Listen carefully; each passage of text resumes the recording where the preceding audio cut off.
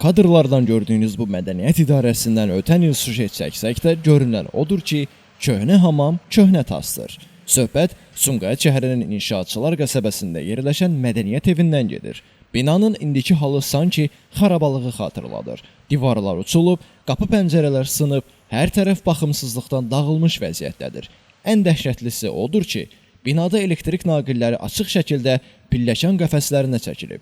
Bu isə istənilən an yanğın və faciə ilə nəticələnə biləcək ciddi təhlükə yaradır.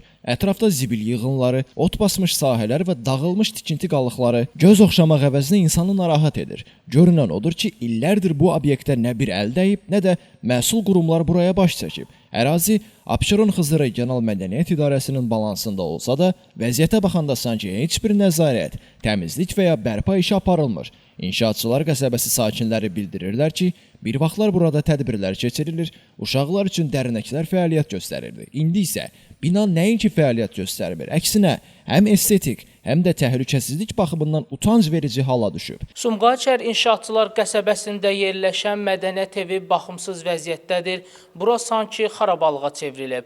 Gördüyünüz kimi elektrik naqilləri isə pilləkən qəfəslərinə quraşdırılıb. Bu da böyük təhlükə mənbəyidir. Aidiyyatı qurumlar isə suallarımıza necə cavab verəcək, onu aydınlaşdırmağa çalışacağıq.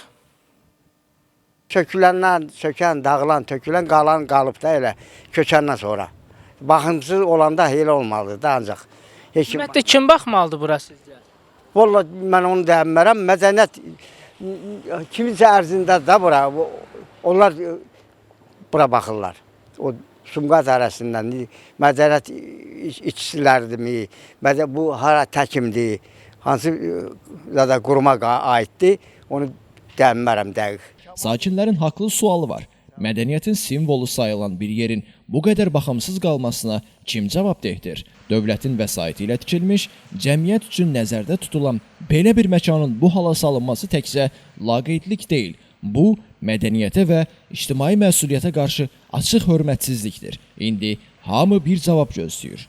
Bu binaya nə vaxtsa yenidən mədəniyyət ocağı kimi baxılacaqmı? Yoxsa Sumqayıtın mədəni irsi bir binanın uçulmuş divarları altında itib batacaq?